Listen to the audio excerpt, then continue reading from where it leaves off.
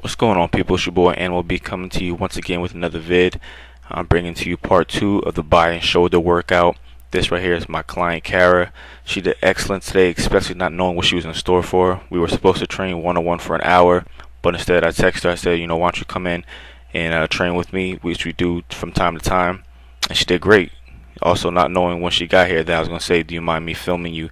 Because I know the viewers, you did say that you want to see some more females in our Dreambodyz videos. So here you go.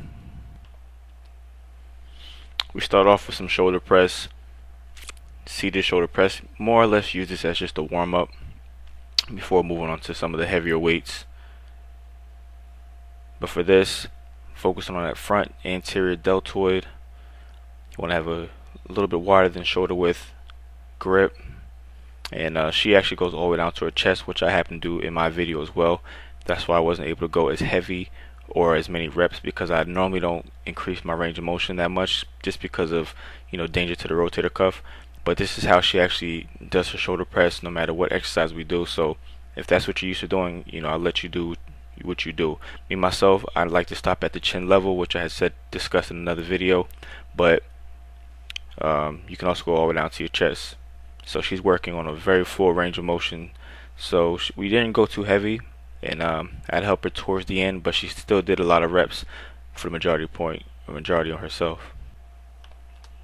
After a good warm up, we moved on to some rotating front raises, working on still the front anterior delt. And the way we started off with this, as you can see, she has the dumbbells down at her side, what's known as a hammer or neutral grip. And then she rotates her palms down, which turns it into a pronated variation. It's a little FYI for you guys to know. If the palms are down, as in like you're doing a push-up, that's a pronated or a pronatial stance. And otherwise, if your palm is up, that's a supinated. And if it's to the side, that's a hammer, also known as a neutral grip. We kept the rep count high. Everything was 10 for this. Once again, this is more of a aesthetic look, but it is very strong for the front delt, which that I'm trying to increase my bench for my competition. So I made sure today I focused on all my synergistic muscles, which are the muscles that actually aid your agonist or primary muscles in the movements. So she happened to be a victim of that as well. For this, we went a little bit heavier. So you see she is swinging slightly, not to the point where you can really say she has bad form, but I had to go a little bit heavier. It's very easy for an individual to get into their comfort zone, and sometimes you need a little bit of push to get out of it to continue to progress to your goals.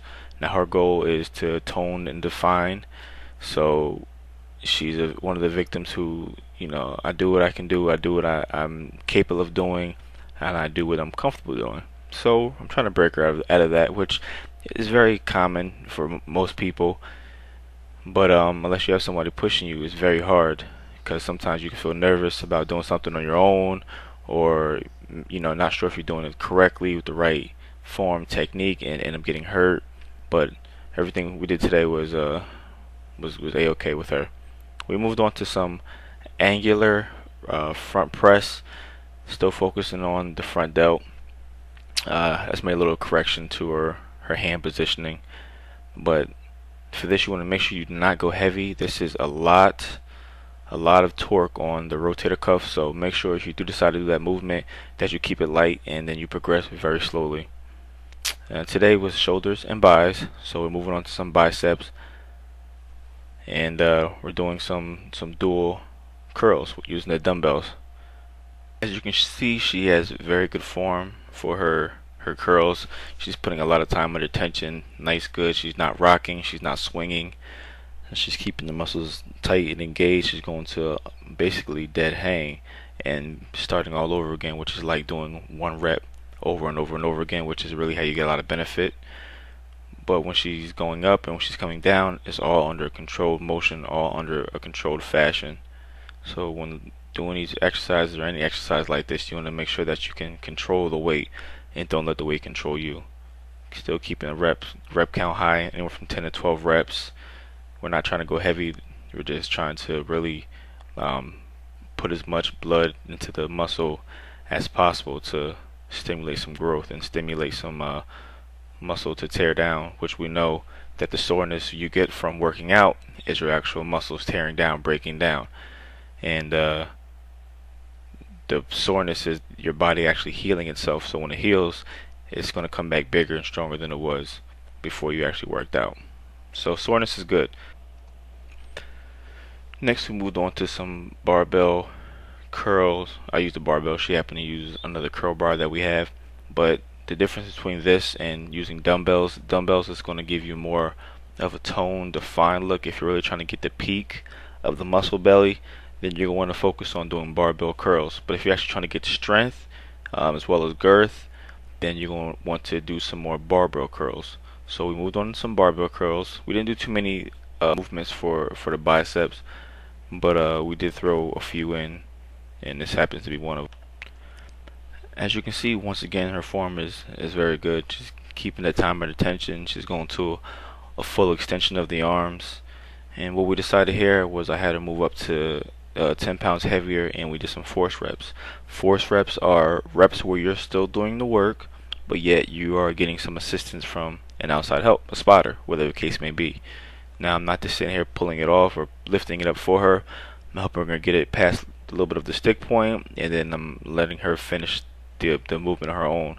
So force reps are just as beneficial as any other technique when it comes to working out. And if you really want to get your results, you have to learn how to implement all these different type of training techniques into your workout so that it betters you.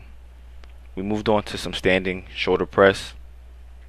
I had used a barbell. She stayed with the curl bar, and we just did basically the same form like when we're doing seated military press, but yeah, we're standing. This way we're getting a little bit more core involvement, and we're definitely working a lot more lat. It's harder to do standing shoulder press than do seated shoulder press because you have nothing to lean onto. You can't push off the ground into the top of the bench to assist you. It's basically just full muscle involvement or full muscle engagement. I like to round off this workout with a seated concentration curl, and the way I like to do this is a little bit different than normally seen. I like to put my elbows on the end of my knees so I get a full extension of the arms, so I can really lengthen out the muscles. So the further you lengthen them, the more they're going to build once you actually have the contraction come into play. But hope you liked the vid. This is your boy Animal B. Special thanks to Cara. Signing out.